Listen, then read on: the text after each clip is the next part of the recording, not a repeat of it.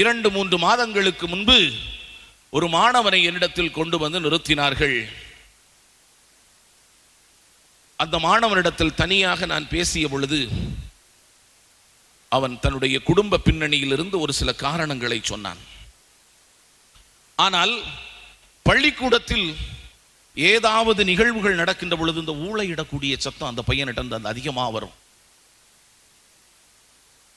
அப்பொழுது அந்த பையனிடத்தில் மீண்டும் நான் கேட்டேன், உனக்கு என்ன பிரச்சனை என்று கேட்கின்ற பொழுது, நான் சிறு வயதிலிருந்து இப்படித்தான் வளர்ந்திருக்கேன் ஃபாதர் அப்படி என்று சொன்னான்.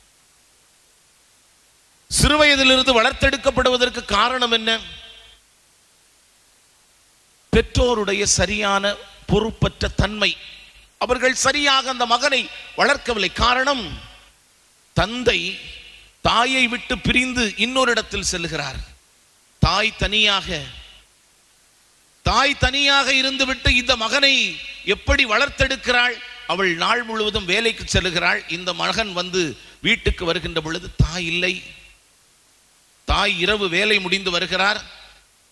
ஒரு ஹலோ சொல்லுது கூட இல்லை. இந்த மகனுக்கு சரியான உணவு, எனக்கு உணவு கூட என்னுடைய தாய் எனக்கு தருவதில்லை.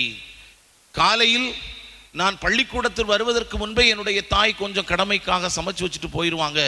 அம்மாவும் நானும் பேசி பல நாட்கள் ஆச்சு. ஆனால் என்னுடைய நண்பர்களோடு நான் அங்குமிங்குமாக சுற்றி அலைந்து, ஏதாவது திருவிழாக்கள் அங்குமிங்குமாக கோயிலில் கொடைகள் ஏதாவது நடந்தால் போய் சத்தம் போட்டு வர்றது, அப்படிப்பட்ட பழக்கத்தில் தான் எனக்கு அப்படியே வளர்ந்துருச்சு. எனக்கு அது ஒன்றும் வித்தியாசமாக தெரியவில்லை என்று அந்த மாணவன் சொன்னான். அன்பானவர்களே, இப்படியும் ஒரு சமூகம் இருக்கிறது. இன்றைக்கு பல தரப்புப்பட்ட நிலைகளில் இன்றைக்கு இப்படிப்பட்ட சமூகம் இருந்து கொண்டே இருக்கிறது.